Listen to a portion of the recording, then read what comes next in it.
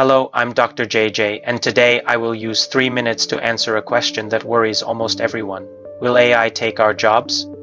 Before we begin, subscribe for more clear science stories. AI is no longer hidden in distant labs. It is already in our phones, offices, hospitals, and cars.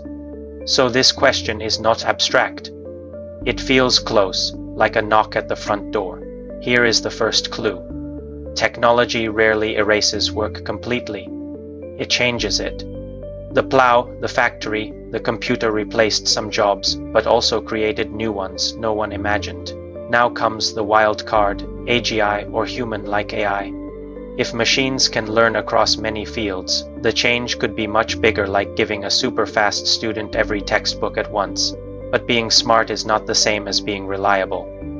A system can solve hard problems and still fail in messy real life. That gap between power and trust is where the real story begins. Take self-driving cars. They could save lives and reduce crashes. But roads are full of surprises. Rain, cyclists, children, broken lane markings, sudden stops. A machine can be capable and still get confused. When machines enter a job, the work often splits. Some tasks disappear, some become easier, and some become more valuable. A driver may become a monitor, planner, or safety supervisor. The pressure hits repetitive, predictable work first. Jobs needing judgment, trust, taste, or human warmth are harder to replace. That is why the impact will be uneven. Mass unemployment is not the only danger. Inequality may be bigger.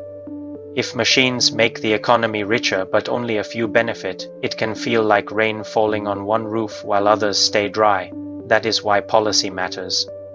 Education, retraining, fair wages, and support can turn disruption into transition. With them, technology becomes a bridge, not a cliff. Now the most dangerous frontier, autonomous weapons.